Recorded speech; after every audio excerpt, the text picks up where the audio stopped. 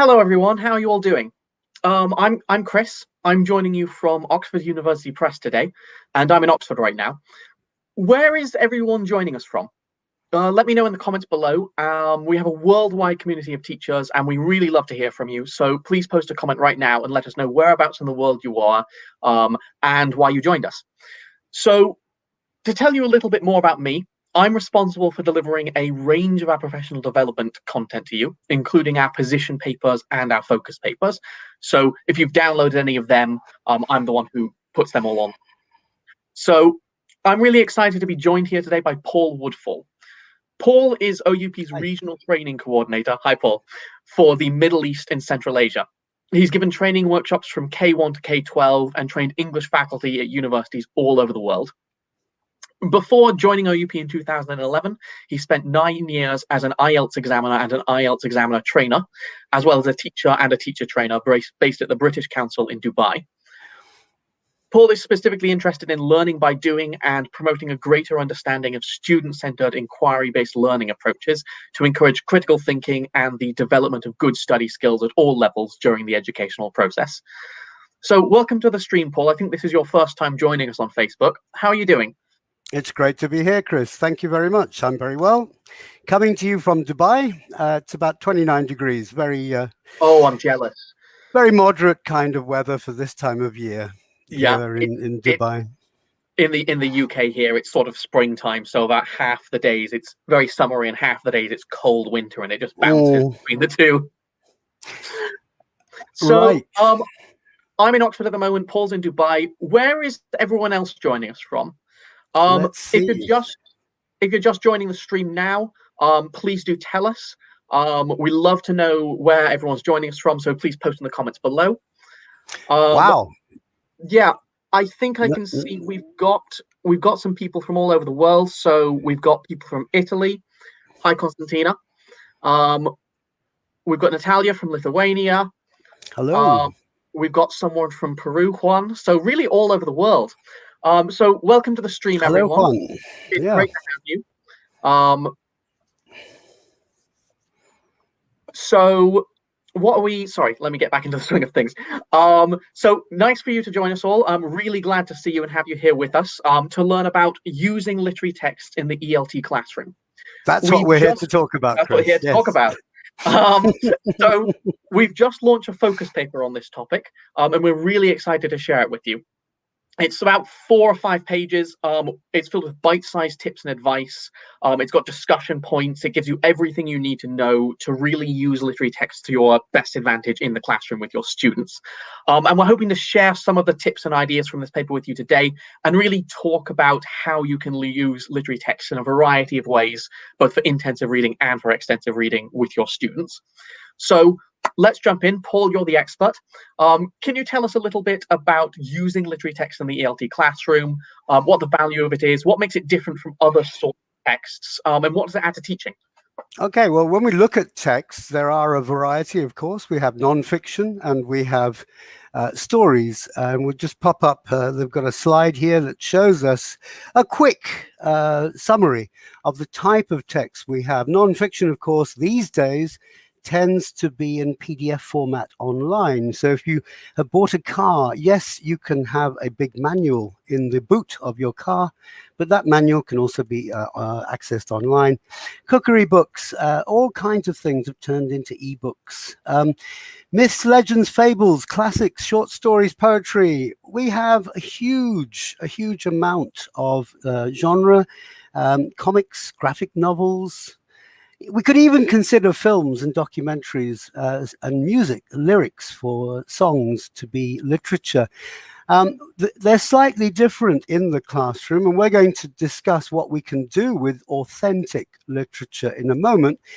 But essentially, you know, we must think about, first of all, are we readers? Do we like to read? And what do we like to read?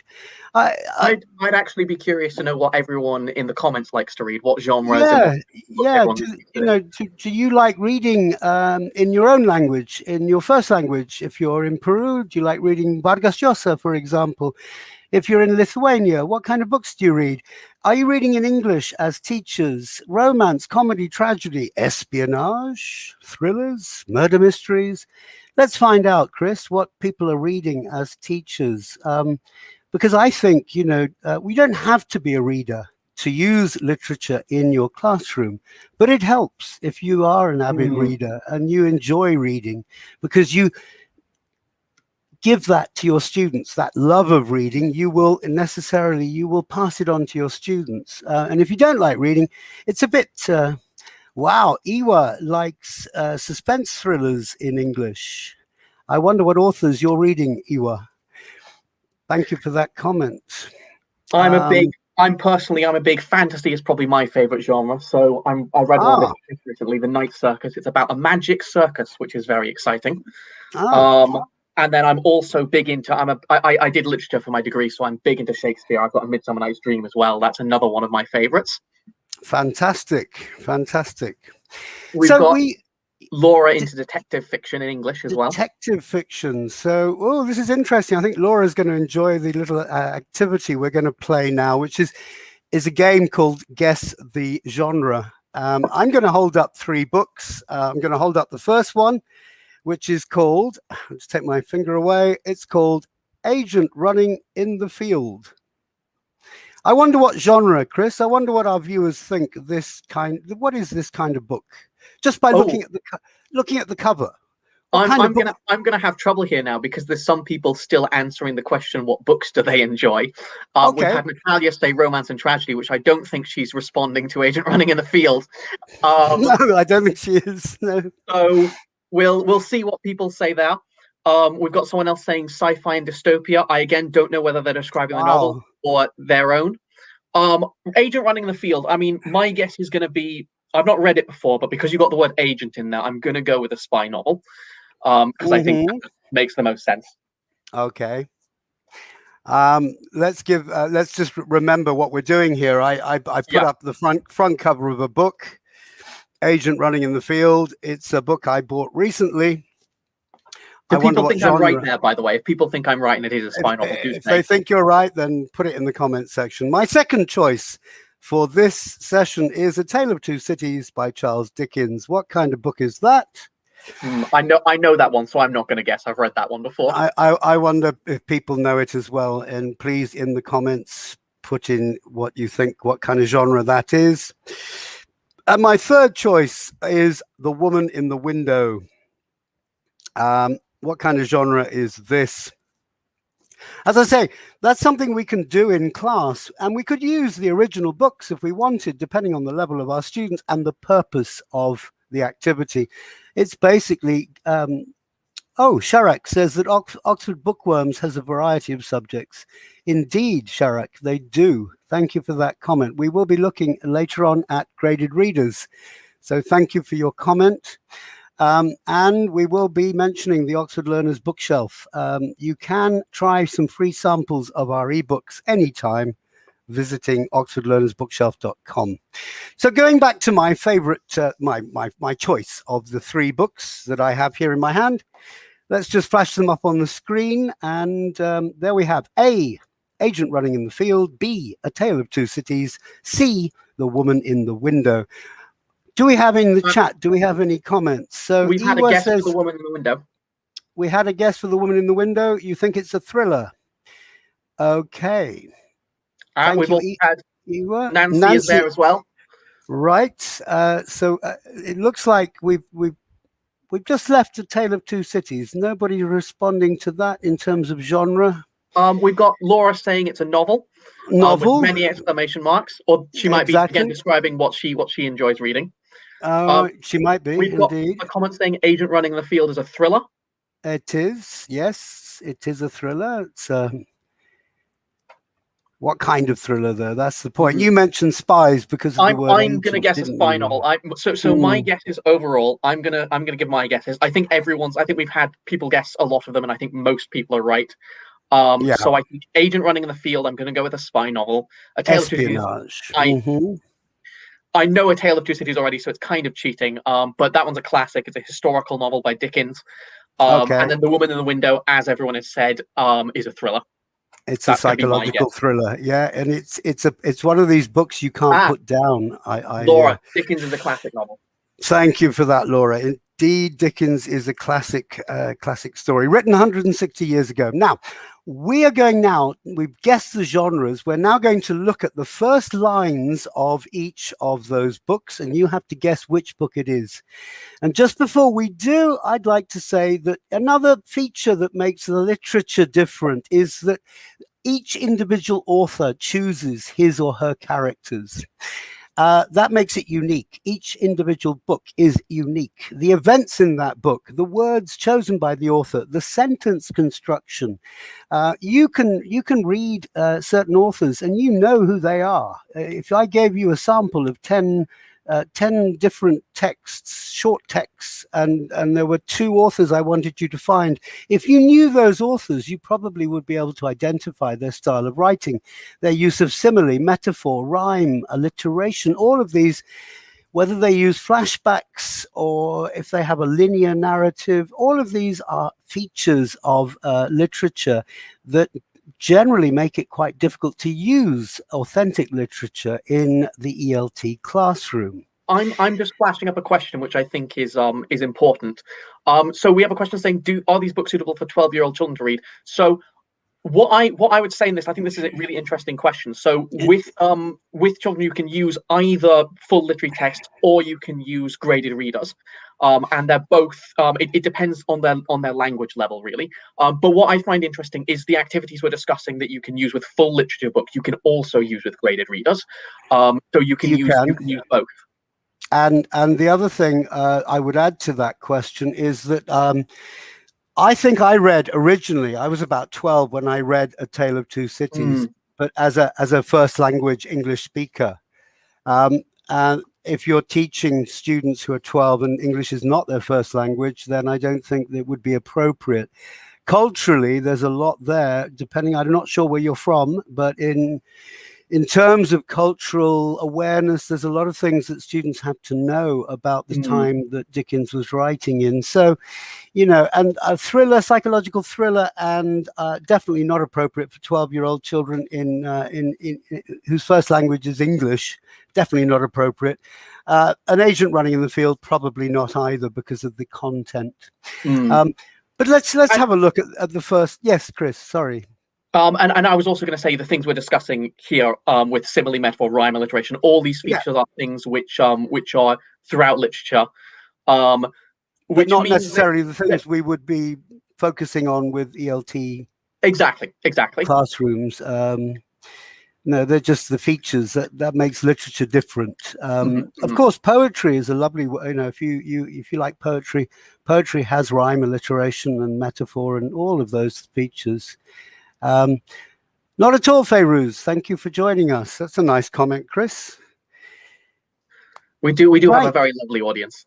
We do indeed. So, having thought about all of that, let's do this. Guess the book. Let's guess the book. Remember, this is the first part of the first paragraph of the book, and here it is. I'm going to read it. Everyone, feel free to type in the comments what you think the answer is. Yes, what is the answer? Is it A, Agent Running in the Field? Is it the first lines of B, A Tale of Two Cities? Or is it the first lines of C, The Woman in the Window? Here we go. It was the best of times. It was the worst of times. It was the age of wisdom. It was the age of foolishness. It was the epoch of belief.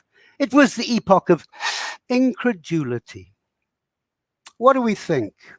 A, B, or C? Let's see in the chat, Chris.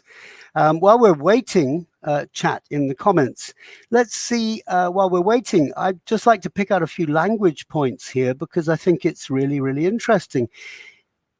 Nisanur has already given us. Thank you, Nisanur. A Tale of Two Cities. Laura, A Tale of Two Cities. Jeff, there we go. Everybody's guessing it. Not difficult, is it? No, this one is one that people tend to know. They do tend to know. And do you know this is not even a third of the complete sentence? It's one of the longest opening sentences in literature, I think. It is one of the longest, and it's, I think, the most intriguing because Mm, let's have the answer. Let's flash up the answer so people know. There we are. It's A Tale of Two Cities. And um, what I was going to point out here is that if you look at the structure used, it's just simply it was. It mm, was the. It was the. So you've got superlative, best and worst. You've got opposites. What Dickens does in this first, it's part of the complete sentence, but it's a very long sentence. The opening paragraph is one sentence. And what Dickens is doing here is using antithesis, which means contrasts. So we could be looking at best and worst as superlatives, and we could point this out to students if we were studying this particular extract in a classroom. We could be saying, okay, now you know comparatives and superlatives. Let's have a look. Why do you think it was the best of times? Why is it the worst of times? Why is it wisdom? What's the opposite of wisdom? And they would mm, say, okay, we've had opposites, best and worst. So we're following on. We're following on reading with wisdom. mm. And what's the opposite of What wisdom? what I What? find interesting about this Now passage is a piece of language. It is something to use with students. Is the fact that you do, and I think you're about to come to this.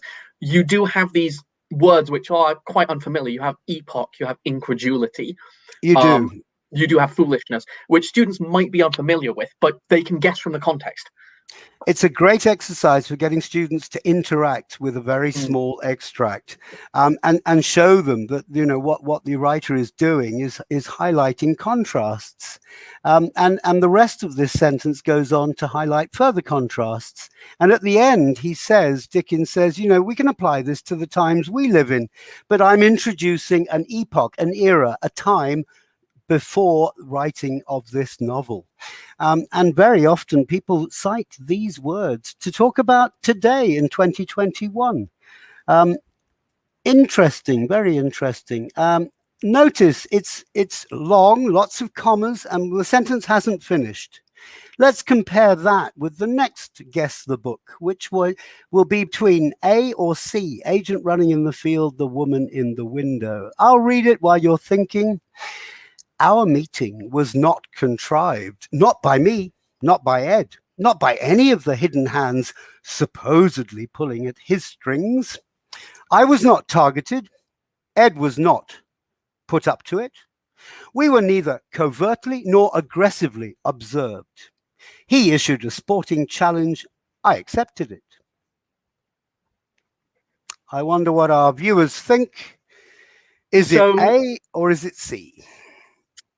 so while we're waiting for the comments, I find this quite interesting because I think there are a couple clues in this paragraph which you can pick up on There are. to There guess the are. genre. So the ones I'd look at are the notion of hidden hands pulling at strings, so someone in the background controlling things. Somebody Um, controlling in the background. Yes, the indeed. idea of being observed and watched covertly, secretly. Um, Hmm. so there's this idea of hidden hands, hidden secrets, people watching and observing, and I think that points towards a particular genre. We've had a couple guesses. It does. Um, It does indeed. we've had a split actually. We've had some people saying agent running in the field. That's Amit. Um, Thank you for that. a couple of people Uh, guessing A, Sajid saying agent running in the field as well. and then we've had a couple of people guessing C as well, the woman in the window. The woman in the window. Okay, well let's leave it. Let's leave it for a moment. You're correct in talking about those key words there. I think contrived is also a very nice Mm, use of language. Um, I particularly like this particular author because of the use of language. Short sentences, very direct, no commas, just straight to the point. Well, there are in the second sentence a couple of commas, but straight to the point.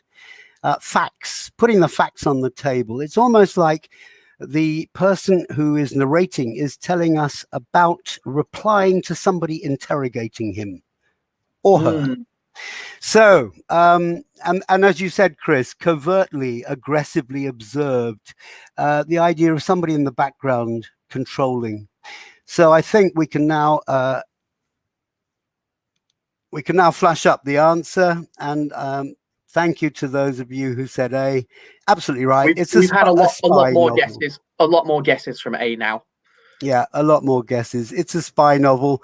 John le Carré, one of the most famous authors of the 20th, and he only died recently, so I was going to say 21st century as well. Original name, David Cornwall. He was a spy before he gave up his espionage activities and Oh, decided that's to exciting! I didn't know write that. about them. Oh, he was. He worked for MI5 and or was it MI6? I always get them mixed up. Anyway, the Secret Service, he worked for them after the Second World War. And that's how he started writing his novels. Well, I think he wrote about 25 to 30 novels. I'm Yeah, not he's quite sure prolific. exactly. He was very prolific, and his son is a writer as well, who uses another pseudonym as because John le Carré is not his. In fact, I read recently John le Carré is the writer's name as a spy. It was Oh, his. okay, It was his pseudonym when he was working as a spy for the that's British. cool. So there we have it. And I love, again, this is the kind of text we could study in class with the right level of student, but look at the language, full of very, very high level vocabulary, but short and succinct sentences. I read that. I remember I read that and it pulled me into wanting to turn the page immediately. So that leaves us with one more. We've already given the answers, so let's just click to the next one. I'll read it and we'll click on the answer there. It is indeed The Woman in the Window. And I think there's a nice contrast here in terms of style. There's a very nice contrast because her husband's almost home. He'll catch her this time. There isn't a scrap of curtain, not a blade of blind in number 212, the rust-red townhome that once housed the newlywed Motts until recently, until they unwed. That's clearly not the same kind of style that we've just appreciated with Agent Running in the Field. It's a bit scrappy, isn't it? There's a hyphen there. There's lots of commas. Really. It's obviously somebody peering out of a window, wouldn't you say, Chris? Yeah, or peering into a window as well. Or peering through a window and looking at an empty house that has no curtains, no blinds, but something is happening in that house, in the house that used to belong to the Motts, who got married, and then it appears they divorced quite quickly.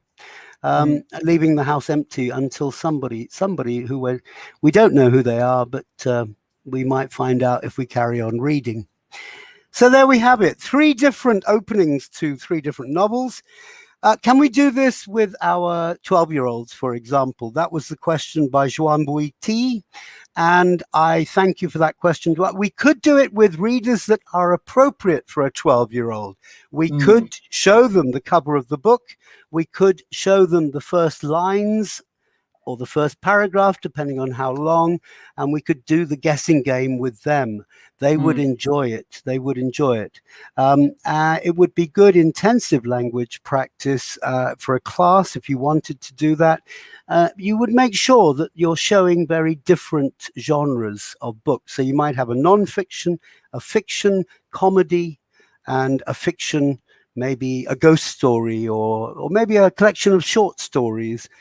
Whatever, make them very different so that children have, and give them the multiple choice options to scaffold the experience so that they're not just guessing blind.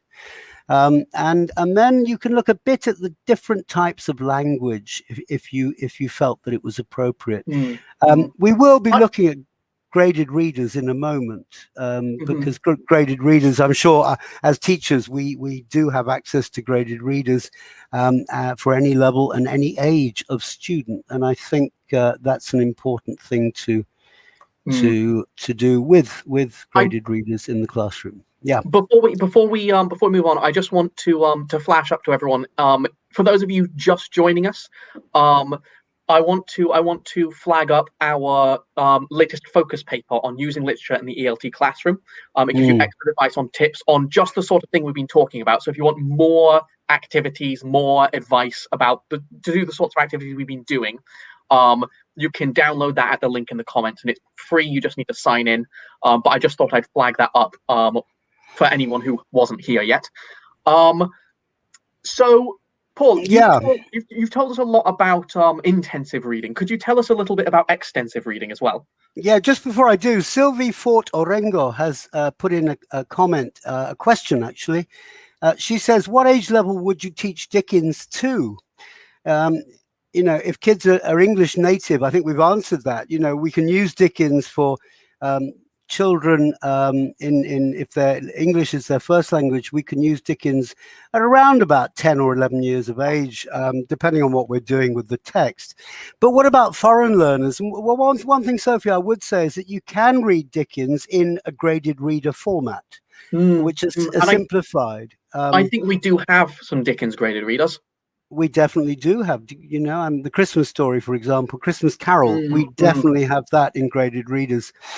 So my answer to you is depending on your purpose, but you can essentially in intermediate level, when children are in the 7th, 8th, 9th grades, you could essentially introduce some graded readers, with the hope that perhaps later on they'll pick up the original book and start reading it.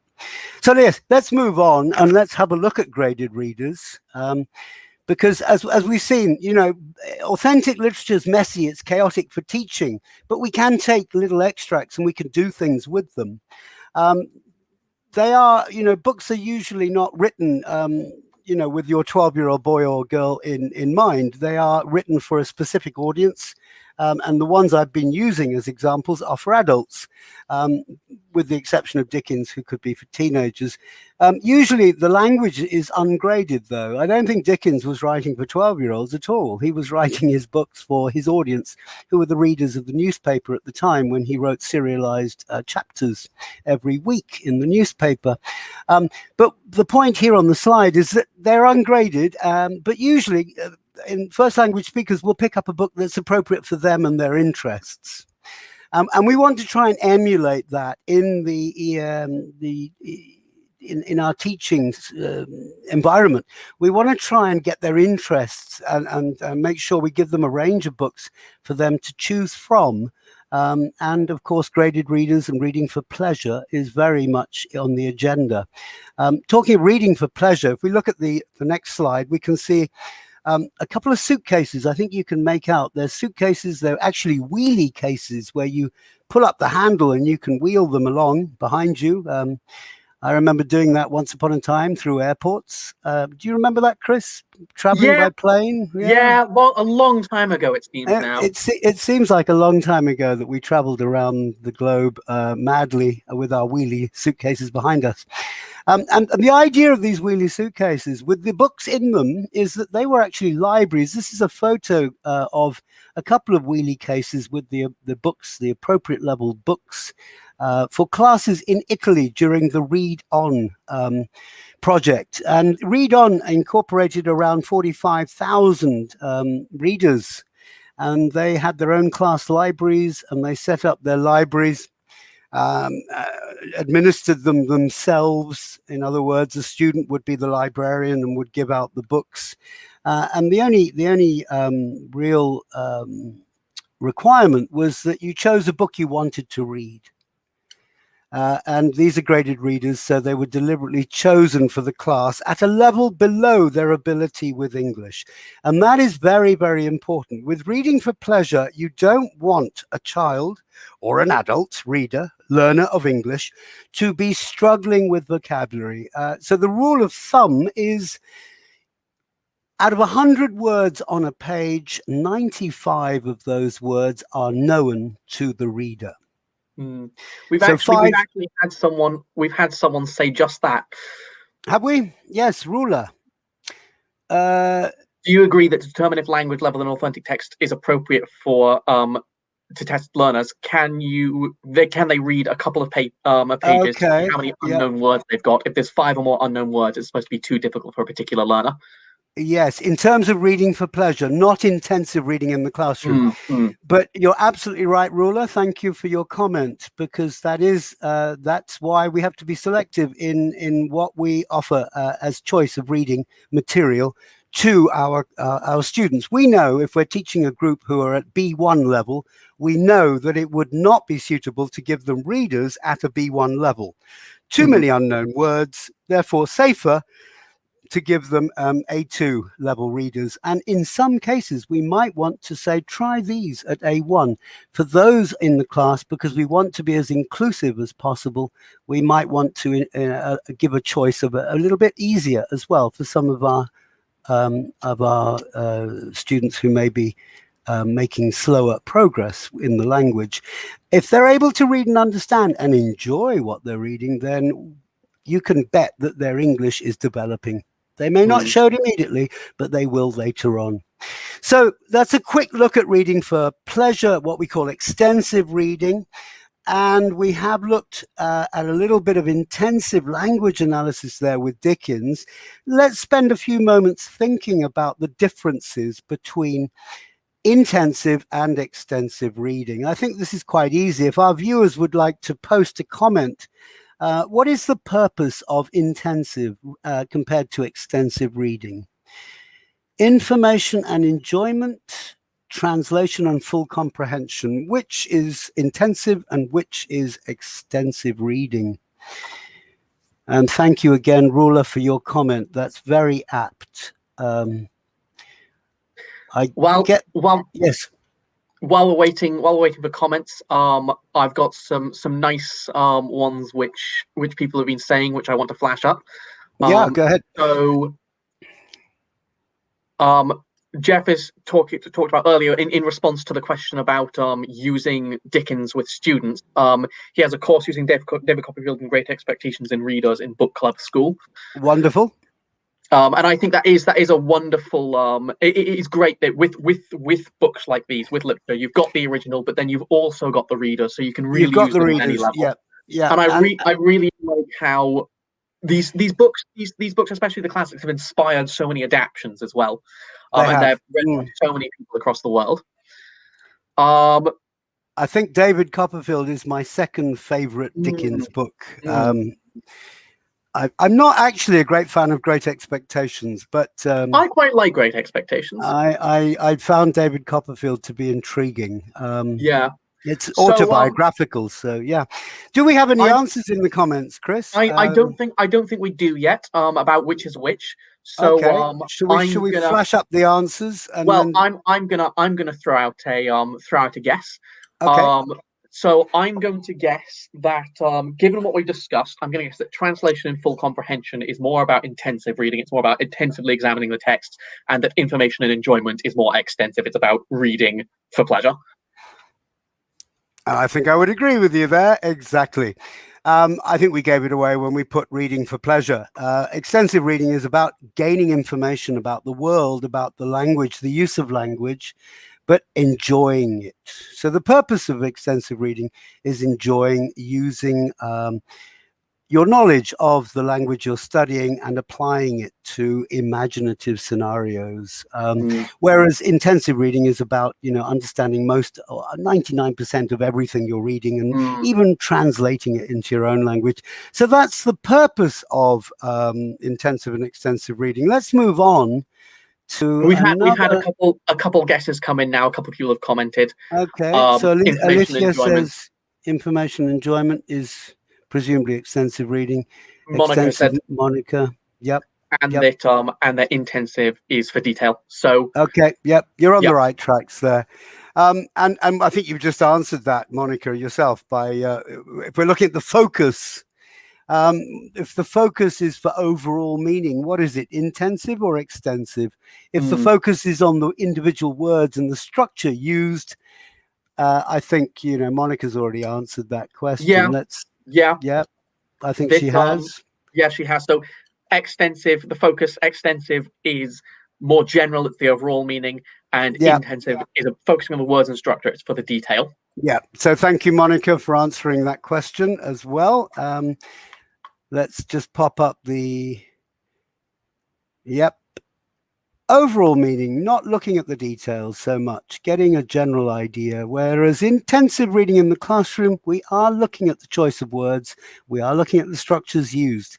Very often they will be structures that we have recently taught our students, and we want to show our students that these structures don't just exist in the grammar section of the book, but they are actually used by writers.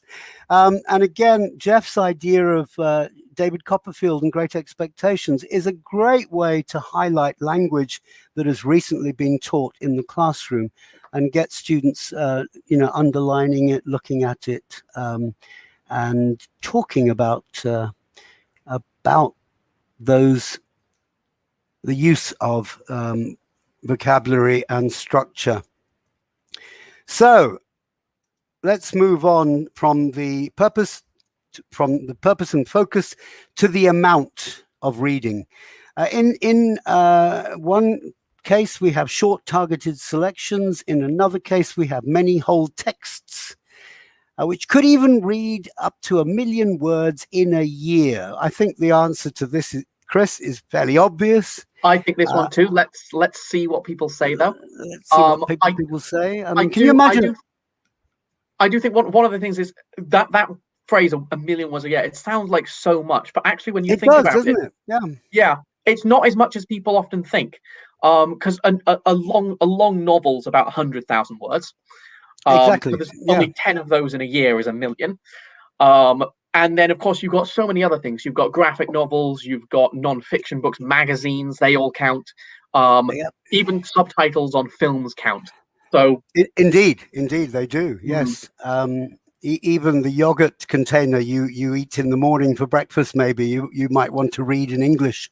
The text, the things we buy, the products at the supermarket will have text as well that we often read. And it's easy to read up to 1 million words in a year. That is, if we're looking at, do we have any answers there in the comments? We've not had any guesses yet. We've not had any guesses. I think the answer to this is pretty obvious. So I think it is. So let's flash up the answer. I think with extensive reading, up to 1 million words in a year is possible if you have a big enough access to a library, a class library, whether that be digital or a physical library in your school or in your where you're teaching in your institution. It is possible for students to actually read 1 million words. They're not new words. Remember, for extensive reading, for reading for pleasure, these are words they know. They're just reading. You could count maybe 1,000 thes and us and me and I, and you could count them all hundreds and hundreds of times. We read them all the time. So in terms of amount, lots more there compared to working in the classroom with short targeted selections. Finally, what about teachers and students? What are they doing in this dynamic?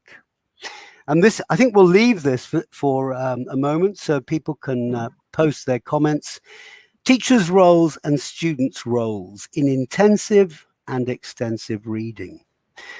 I think we should get some answers popping up. Now, in one case, the teacher's role is the ultimate arbiter. In other words, the teacher knows, the teacher has the answer. The teacher is an authority figure. At the same time, the student, while the teacher is an authority figure, the student is quite passive and compliant, following orders, following instructions, receiving orders to do this, to do that. And they are subordinate to the teacher. Is that intensive or extensive reading? On the other hand, students have a more active and questioning approach. They are problem solving. They are equal, not subordinate to the teacher, whose role is more of a motivator, a fellow reader or learner who facilitates. And that's a key word. Now, these are traditional descriptions of intensive and extensive reading because teachers' roles are changing with online lessons. They still have a high degree of authority, but with inquiry-based learning, they're no longer the ultimate arbiter. And students with student agency being very, very highly considered nowadays, the need for students to become technologically adept. After having adapted, they need to be adept. They need to be able to use technology in a collaborative way. Therefore, they're no longer really passive. But traditionally, this was the separation between intensive and extensive reading. Do we have any answers in the comments box? So we've Left got two. side. Yep, left side is extensive reading, says Jamal. And Maggie says extensive and intensive is passive. Thank you, Maggie. That's my wife there. That's nice of her to take We've also got from Sylvie, and I think part. Sylvie, this is a very good point. I'd like to think that questioning creative are both intensive and extensive, and I think this is a very good comment, because while these are the traditional views, these are the traditional views of extensive versus intensive. I think this has changed. I don't think this is something which we can really consider to be as relevant anymore. That's what I was talking about just before the comment was posted. So essentially, yes, we are with learner agency. We are actually moving away from that paradigm, but traditionally that was the role in the classroom and with extensive reading. Moving on, I'd just like to give a quick look at an example of intensive reading that we can do in the classroom. Now, I don't think viewers will be able to read this. I don't expect you to read this, but this is an idea. I've taken a short text. It's a short story. It's actually Aesop's Fables. It's about the boy who cried wolf. And I've cut it up into 4 sections, A, B, C, and D. And what I'd ask my students to do, students who are in grade 7, grade 8, I'd ask them to read each of those quickly, each of those sections, and then to decide amongst themselves in a collaborative way what they think will come first in the story and what will come second, third, and last. And if we just look at the next slide, we'll see how easily that's decided upon. There was once a shepherd boy. All stories begin with once upon a time. There was once. So that introduces the story. And we find out that the shepherd boy is in a temporal space of the morning on the hillside with the morning sun. And the students would then think, okay, so it's a shepherd boy in the morning. They then read in paragraph C, they read, oh, later that morning. So that's fairly simple. The marking is very easy to understand. There's a clear delineation between B and C, followed by the next 2 sections, easy, that afternoon and that evening. So there we have it, a day in the life of the shepherd boy.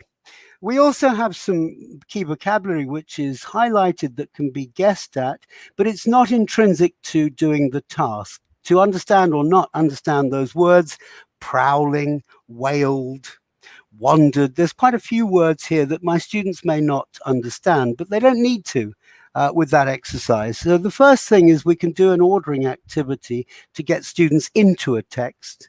And once they've ordered it, they can open up the book in question and look at the actual text and read through it more in a quieter manner, looking at the vocabulary. I think Chris. I think this is a really relevant comment. Reordering paragraphs is quite useful for students to understand the narrative cohesion. I think that makes a lot of sense. Especially if you have something as easy to order as this, because the cohesive features are really there shouting out. So when you're doing an activity like an ordering exercise, make sure the cohesive features, as the comment just came in, make sure those cohesive features are clear. And the students, it'll get them into the text, and they will understand a lot more than they think they do before you go into a more intensive type of vocabulary gloss and prediction exercises. We could talk about prowling. What kind of word is it? It's a verb. Okay, so they saw a real wolf prowling close. What does a wolf do when it's out to catch a sheep because it wants to kill the sheep and eat it? Does it enter saying hello, or does it do it quietly? that kind of thing. So guessing vocabulary there is what we would follow up the ordering activity with. But ordering activities really get students involved together, and it's collaborative. They discuss why they think one paragraph, one section follows another. And to add an element here, a further element of challenge, I deliberately chose a paragraph that was unfinished. And students point out, they say, hey, this section here, section B, is unfinished. And I say, exactly, how would you finish it before they look at the actual original? So you can do lots of tasks with taking short extracts in intensive language study. And it's good fun. It's good fun. But moving on, Paul, because I'm just gonna flag up. We've got 15 minutes left, so we're gonna have to zip through this last bit. Time is limited. So moving on we mentioned earlier on the Oxford Learners Bookshelf, and we mentioned graded readers. And I'd just like to briefly comment upon. You can have a look at, if you're not familiar with the Oxford Learners Bookshelf, you can have a look at some free samples of our ebooks by going to oxfordlearnersbookshelf.com. And I'm going to show you what you can do with a digital library. And with that same story, Aesop's Fables, in Oxford Learners A1 collection of readers. Crying Wolf is a story. It's got 916 words. It's A1. It's beginner level. But remember, suitable for extensive reading purposes, suitable for somebody who is an A2 level of ability. And they would read the Crying Wolf and listen. As you can see, you have the audio. One of the great benefits of learning a language now is that you have the audio embedded in the book itself. You also have the ability to record yourself and the ability to put text notes. And here you can see that just by clicking on the audio icon, you can record yourself after you've heard and read. You can. Is it time for the park? Not quite yet, darling. I'll be 5 minutes, okay? No, 6 minutes. Okay, you go, and I'll be back. All right. Thank you, darling. There's a reader coming up. She's already happy with books. So where were we? Yes. Just learning to read in her case.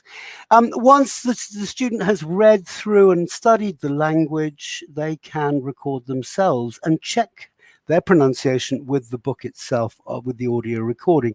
So that's one of the great benefits of having access to an ebook collection, such as the Oxford Learners Bookshelf. Another benefit is that they can click on the text and they can annotate.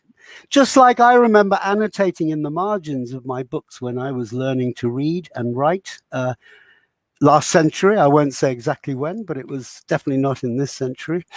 And here's an example of somebody who likes to annotate. Now, at the bottom of the page, we can't see it, but there's a glossary. But they can actually just simply annotate. And I firmly believe that if students interact with what they're doing, if they didn't know the word shepherd, then it's great to just type in a quick definition in English. It doesn't take very long. And that stays in the book for them as well. They close the book, they open it, it's still there for them. So you've got those two features of the audiobooks, which are highly beneficial for learners, especially if they're reading for enjoyment. It'll help improve their not only their passive ability of understanding the language, but in other words, their receptive skills, but also their productive skills of reading, speaking, and in this case, typing in some ideas. And then, of course, there's lots of follow-up you can do after they've read this particular book by discussing the implications of Aesop's Fable, which can be done at a fairly low level of language. I think from A2 onwards, you could discuss the moral of the story. So there we have a quick look at e-readers, the Oxford Learners Bookshelf. I know that we are coming up to the last 5 or so minutes, so let's just move on now over to you, Chris. Yes. So everyone, I hope you've enjoyed joining us today. It's been great having you. You've all been so engaged. If you've got any questions for us now, by the way, we're going to address any questions that haven't been addressed now. We've got them in the comments, so we're going to talk about them now. So stick around for that. If you've got any more questions, please do ask them. But before we move on to questions, I want to introduce you all one last time to our focus paper, Using Literature in ELT. In this focus paper, it's about 5 pages long. There's a link to it down in the comments. You can follow that to access it. About 5 pages long. It has loads of bite-sized tips and ideas, activities for using literary text in the classroom. It's got some thinking points. It's got further reading. So it's really a great takeaway from this session. Gives you everything you need in order to use literature in the ELT classroom with your students. Completely free. You just need to join our Oxford Teachers Club in order to access it. And the Oxford Teachers Club, it's a bank of a bunch of free resources. We have loads of other papers like this. There's one on graded readers coming out. We have a bunch on inquiry-based learning. We have some on mediation. So there's loads of great resources on there. You just need to create an account, log in, and you can get access to that paper and all our other ones.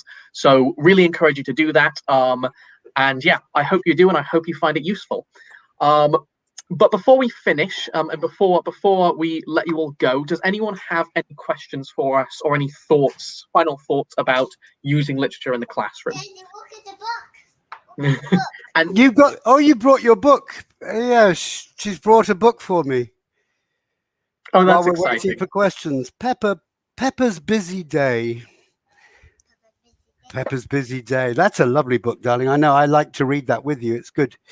Yes, do we have any questions, Chris? I was going to say that I mentioned Learner Agency. That was a fantastic position paper on Learner Agency. And recently, if you had a chance to catch Paul Driver's webinar, fantastic as well, on Learner Agency. I'm just scrolling up to find some questions. Yeah, we do have questions. My daughter is dying to go to the park. Sylvie, never thought that reading my yogurt content could count as extensive reading. I shall let my students know. They'll be pleased to think they're working whilst eating. Why not, Sylvie? If we encourage your students, if you encourage them to, read English where they can, it's everywhere, rather than just ignore these things, then, you will make them more of an inquiry. They will be more inquiring about the world they live in. And I think it's really important, especially now that most products I buy have 3-4 different languages. They have descriptions of the product. I don't know if you find that, Chris. It's in quite small print, but you can still read it, especially. Yeah, sorry. No, you. Yeah, I was just going to say, especially, when we're thinking about the food we eat, that's an important thing to read the labels. And with children, it's very, very important that they start to understand at an early age about additives and ingredients and things that. We've got 2 more questions. We've got more questions. I want to address. Alicia's asked if we have a certificate for this session. So one thing I will throw out, these Facebook Live sessions on Facebook, we don't actually give out certificates for these sessions. We do certificates for our webinars and our conferences, and you can find those on our website. You can sign up to those, and we run 3 times a year. We run big events with loads of teacher training, so those ones are really useful. Yes, there's one coming up in early June, which I would recommend. Yeah, and then global webinars. I think there's only 2 questions left to address. I think this one's interesting. That's a very nice. Mangala Prathaban has written, "Are we aware of cultural inputs?" That's what I was getting at earlier on, when talking about the appropriacy of 12-year-olds reading a Charles Dickens story. If they're reading the story in a cultural, for example, in Asia, there are lots of things which are universal about Dickens, but you do have to point out certain historical facts, such as what was the French Revolution? Why was it important? It happened 90 years before he wrote the novel. Why is he reflecting on the French Revolution? Why is he setting his story in that period? You do need, of course, you need to set that for the students. The context is so important. Aesop's fables, as you can see, it's universal again, but not many of us shepherd sheep these days, do we, Chris? No, it's not as common. It's not a common kind of occupation, but I would say that it's important to point out the deeper meaning of the fable, In the same way, the tortoise and the hare is a great fable, but we don't necessarily have rabbits running around us or Yeah. live in the countryside. But, you know, that is a very important point, and I would agree with you that we should be making our students aware of cultural input. So, And I think I'm probably going to have to bring us to an end there because we're hitting okay, the end point. I think we've addressed most of the questions. We'll try and address any extra ones with comments after the session. yeah. But Could I just there's yeah, one that fire away. hasn't been addressed from Jampa Suresh, who's teaching MBA students. What kind of literature is required to improve their reading abilities? Jampa, Oh, that's a good one. in a nutshell, it's, you know, it's first of all, if we're looking at extensive reading, they choose. That's the key. What I want to read, not what you tell me to read. That's the key. So it's active involvement. That's the first thing. The second thing, as wide a range as possible.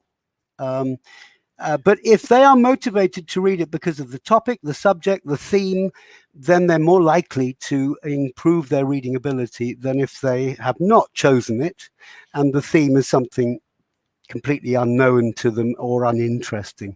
So with that thought, Jampa, you could read a lot. Do have a read of the focus paper, and do, you know, have a look at some of the practical activities. There's a lot of links on the page as well for you to ponder more on that question of yours. And thank you. So, thank you everyone for your questions. I'm afraid we're going to have to wrap it up now. Paul needs to go to the park. So thank you all for joining us. It was great having you here. If you liked this live session today, make sure you like it. If you loved it, make sure to love it. Please do share it as well. And if you know a teacher that needs this in their life, then tag them in the comments. This really does help us out. Make sure you're following us for future updates. You can follow us on Facebook, Twitter, or YouTube. We are at OUPELT Global. We have more sessions just like this one on the way to you very soon. In fact, we want to make these sessions all about you. So let us know in the comments what you'd like us to talk about next. If you have any particular topic or ideas that you want to hear about, please do tell us and we'll run more sessions. But last but not least, a huge thank you to Paul for joining us today. It's been great having you here. Thank you so much for your insights. I learned a lot. I'm sure everyone else did. Thank you, Chris, for having me. Having us. You're very welcome. Having us, my daughter as well. Yes. If you want to hear more from Paul, he's active in some of our conferences and some more of our live streams. Paul, do you have any social media or anything? No, I don't actually, but I'm quite active with webinars, so I'm sure I'll catch people later. So if you follow our Facebook channel or our Twitter, hello. If you follow our Facebook channel or our Twitter or anything, I'm sure you'll hear more from Paul, and we have loads of other great webinars coming up. What's this? Thanks, guys. It's been a pleasure. What's this? Books, darling. Thanks, everyone. Okay, we're going to sign off for now. But again, thank you all for joining us, and huge thanks to you, Paul, and I hope you enjoy the park. Thanks, Chris. Bye, everybody. Thanks. Bye, everyone.